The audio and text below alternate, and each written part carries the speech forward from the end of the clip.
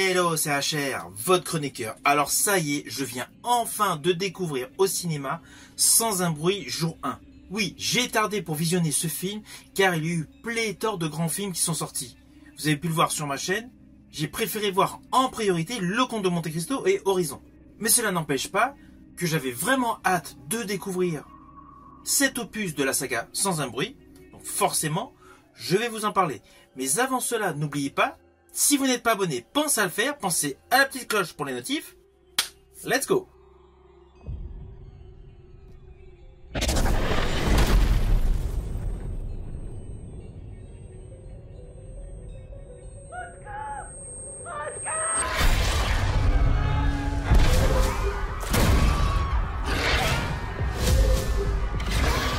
Pitié! Pitié! Aidez-moi!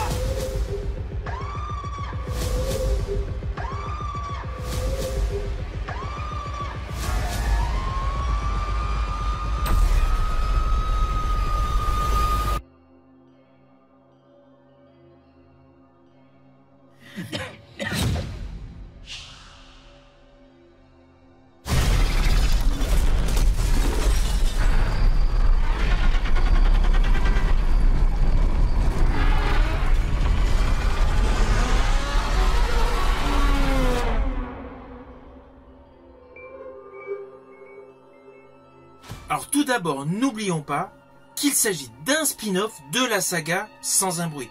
Saga orchestrée par John Krasinski. En 2018 était sorti un premier épisode avec notamment Emily Blunt. En 2021, il y avait une suite avec quelques éléments préquels, toujours avec Emily Blunt. Et sachez qu'en 2025, un troisième opus, toujours réalisé par John Krasinski, est prévu. Mais là, ce film Sans un bruit jour 1 est le premier spin-off de cette saga. Naturellement, il y a un lien, mais je vais revenir dessus plus tard. Celui-ci est réalisé par Michael Sarnowski et l'histoire de celui-ci est la suivante. Alors naturellement, comme d'habitude, je vais vous le faire de manière très simplifiée. Dans cet opus, nous découvrons donc un nouveau personnage, le personnage Samira, interprétée par Lupita Nyong'o. C'est une patiente en phase terminale de cancer.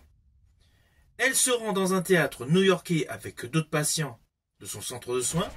Elle est également accompagnée de son petit chat et une fois le spectacle terminé, ils assistent à une pluie d'objets similaires à des chutes de météorites. Bien naturellement, vous l'avez compris, il s'agit en réalité d'une invasion extraterrestre. Et les survivants comprennent que les créatures sont très sensibles au bruit. Naturellement, après ce chaos absolu, Samira va tenter dans un premier temps de retrouver son chat qui s'est perdu. Et comme elle sait qu'elle est condamnée, elle n'a qu'un seul objectif, manger une dernière pizza chez Patsy. C'est un petit peu comique sur le fond lorsqu'on entend cela comme ceci, mais c'est bel et bien la réalité. Elle fera d'ailleurs la rencontre d'Eric, interprété par Joseph Quinn. Ce fameux Eric est un étudiant britannique complètement esseulé et désemparé. Ainsi, ils tenteront de rejoindre au plus vite le port d'où partent les bateaux remplis de survivants. C'est clair, l'histoire est radicalement différente de ce que vous avez pu voir dans les autres opus de la saga Sans un bruit.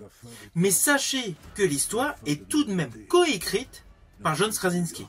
De ce fait, l'empreinte Sans un bruit est là. Le style, la tension, la peur, l'adrénaline que vous allez ressentir est exactement similaire à celle des deux autres opus. Et je rajouterai qu'il y a une grosse différence au fait que la dimension est beaucoup plus intense. Car au final, que ce soit Sans un bruit 1 ou Sans un bruit 2, c'était principalement dans des endroits isolés. Petite ville, petite île. Là, nous sommes dans une grande ville où il y a des millions de personnes. De ce fait, la dimension est totalement surréaliste. Et je rajouterai que les effets spéciaux étaient certes bons dans les deux autres opus, mais dans ce film, il y a davantage de CGI. Et je rajouterai des CGI de très bonne qualité. Alors oui, la grande ville que nous découvrons assiégée donc par les extraterrestres est New York. Il est vrai que la majorité des films où des catastrophes se déroulent, c'est toujours la ville de New York qui nous est présentée. Mais ça, c'est uniquement un petit clin d'œil pour les aficionados de films où il est question d'extraterrestres. Alors je vous rassure, les monstres sont bien présents. La frayeur est là, l'adrénaline est là, la tension est là. Il y a un petit peu moins de focus sur les personnages. Je préciserai, voilà, mon ressenti par rapport à la vision de ce film, c'est qu'il est davantage concentré sur le spectaculaire.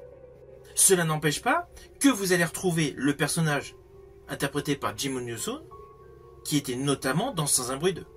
Alors toujours concernant la réalisation de ce film, vous allez vous apercevoir par rapport au plan séquence qu'il y a eu toutes les techniques modernes usitées. Beaucoup de scènes alternent des plans visuels par des drones ou par des travelling ou tout simplement des caméras à l'épaule. Il y a une réelle juxtaposition de plusieurs effets de style en termes de caméra. Bien naturellement pour accroître l'effet action. Mais cela n'empêche pas que dans ce film, comme dans les deux autres opus, il y a beaucoup d'émotions. Et justement, le personnage de Samira est excellent. Je rajouterai que c'est l'atout principal de ce film. Elle dégage énormément d'émotions à plusieurs moments bien précis dans le film. Alors ne vous inquiétez pas, vous me connaissez, je ne spoil jamais. Mais sachez que le personnage de Samira dans ce film est totalement excellent. Alors côté histoire, ne vous attendez pas à des révélations par rapport aux extraterrestres. Nous sommes tout simplement dans la présentation de ce qui s'est déroulé le premier jour.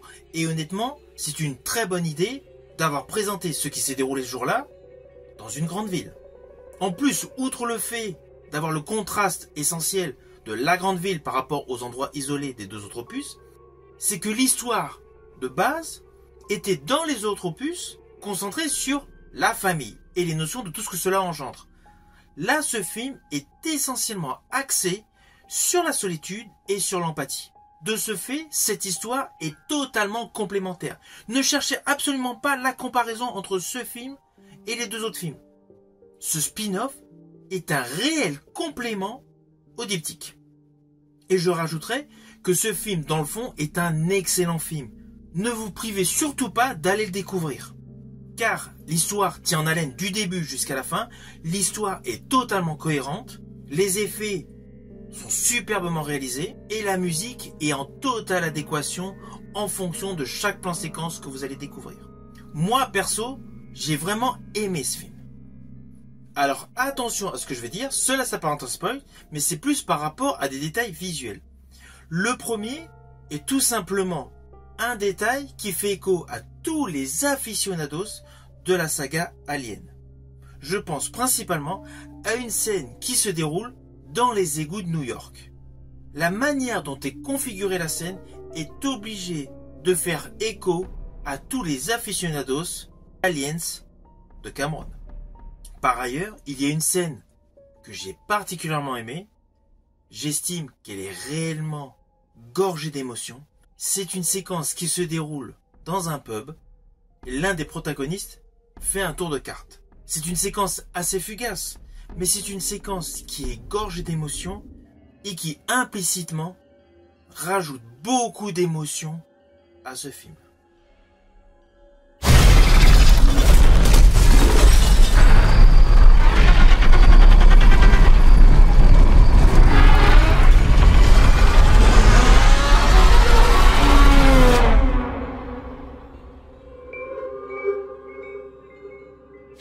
Alors au final, naturellement, c'est un film que je vous invite à découvrir au cinéma. On ne peut pas connaître les deux autres films Sans un bruit sans vouloir découvrir celui-ci. Cet opus est un réel complément scénaristique. Si ma vidéo vous a plu, n'oubliez pas, petit pouce vers le haut, pensez au partage. Quant à moi, je vous dis à bientôt pour une prochaine vidéo.